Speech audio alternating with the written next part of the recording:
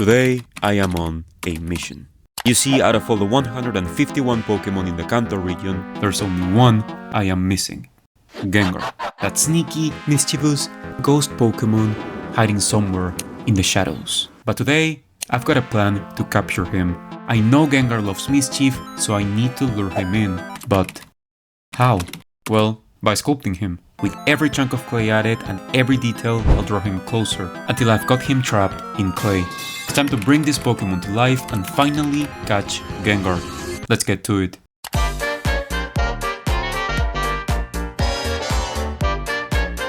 We begin the sculpture as always with an armature. And to make an armature the lazy way and to be more time efficient, simply search for a reference on Google or any browser, we don't discriminate here. I didn't really like the first image since it wasn't symmetrical, so that's why I ended up changing it.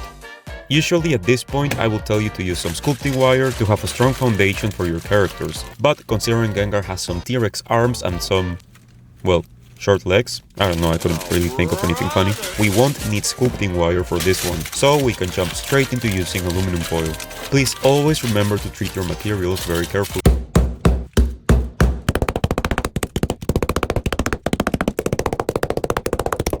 I think I wanted to make a cool transition here, but considering I made this sculpture almost 2 years ago, yeah, I cannot really remember what it was, so please just imagine there's something cool going on screen. Wow!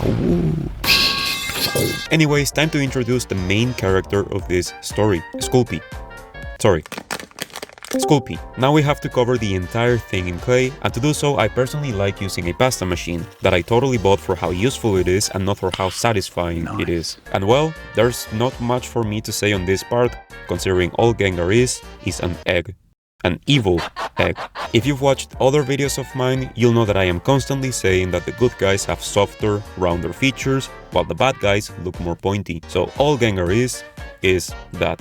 An egg, but pointy. So just add a bunch of triangles. But we'll get to the triangles later on. Time to add the legs, which are just 2 cylinders of clay.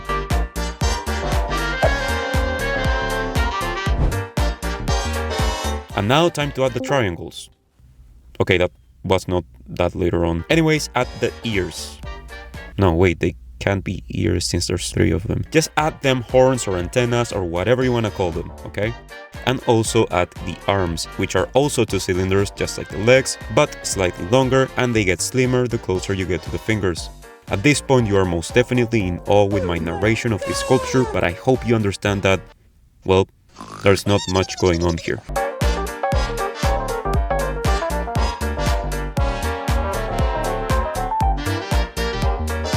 Now with any pointy tool you want, let's make a sketch for the face, or body. There's plenty different designs or looks when it comes to Gengar, so just look around until you find your favorite one. And no, from the first time ever in this channel, I am not being sarcastic here. Gengar actually looks really different depending on your reference.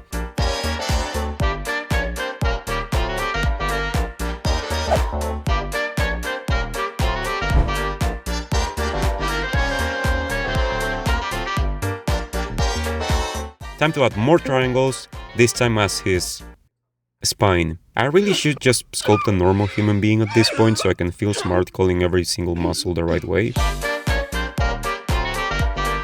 Anyway, once everything has been added to my canvas, it's time to take advantage of the medium, which is sculpting a little more. What I mean with this is to give his face a little more depth to it, by adding some funny looking eyebrows and a funny looking mustache, goatee, and then blend it all together. Also, to give his face a little more depth, define each teeth by applying a fair amount of pressure.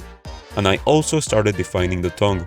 I was still unclear as to what I wanted to do with it, but adding something is better than not adding anything, since it helps giving ourselves an idea of what is working and what should go. I added some dark circles under his eyes, since, you know, he works for Nintendo, and moved his right arm to make him look like he's waving at us. But of course I forgot to record this part.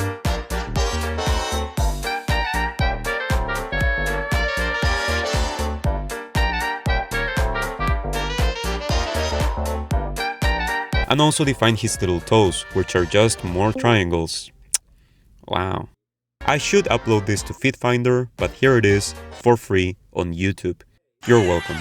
Now I'll make him using Shadow Ball, because, I mean, Come on, Shadow Ball is one of the coolest moves ever in Pokemon and you can't change my mind about that. And I'll also define his other toes and his other hand, which are just more triangles. I really don't know why I did this in this order, but it's totally not a pain in the ass to narrate or edit.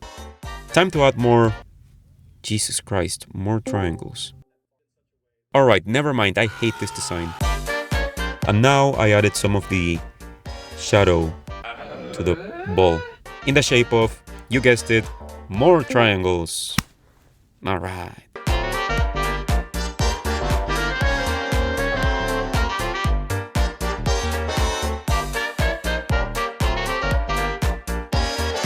And just so you cannot say I didn't use sculpting wire, I added some to the shadow ball to make the silhouette of this character a little more interesting. And also because I saw it on one of my references, which I really like.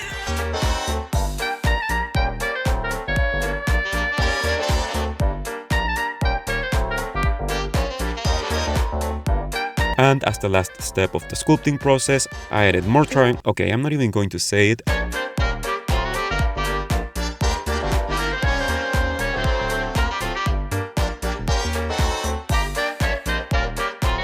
And then gave Gengar a nice bath in isopropyl alcohol to remove all fingerprints and make the sculpture a little smoother.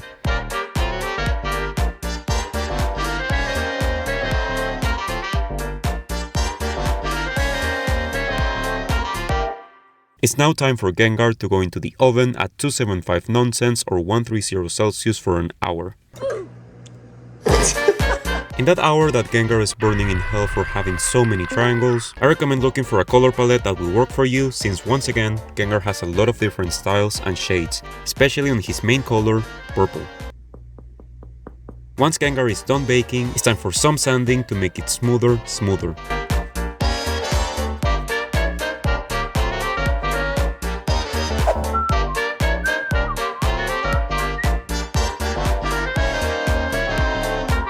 Once I am finally done sanding, which I really hate, time to add some primer, that for the first time on this channel I only added to the eyes and tongue and not to the entire thing, considering all the other colors are pretty dark. I think that's how primer works, and if I am wrong, that's how I thought it worked when I made this piece.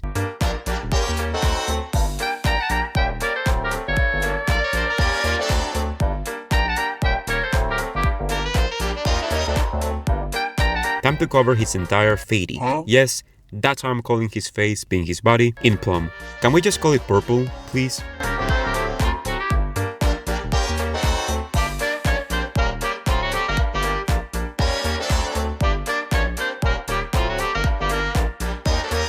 And after covering it all up in purple, time to add some red, which thankfully is called red.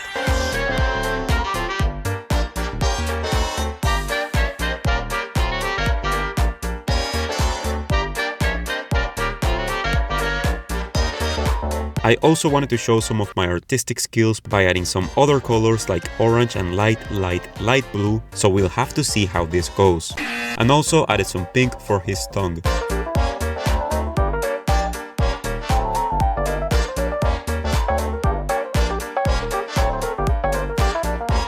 To break from all the, well, plum, I added some other shades of plumple. Okay, I'm so sorry. I know it looks awful, but please let me cook. Onto my favorite step of the entire sculpture, finally added some well-needed black as eyeliner for his, well, eyes. Added some more black for his mouth.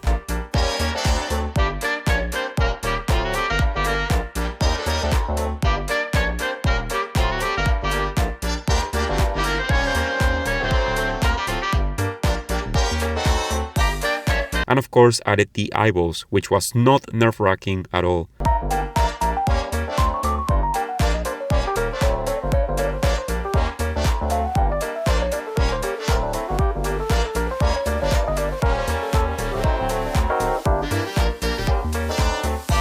And finally added some last details, and by details I really mean trying to find a way to make the shadow ball with a ton of color work, but couldn't for the life of me find a way to make it work.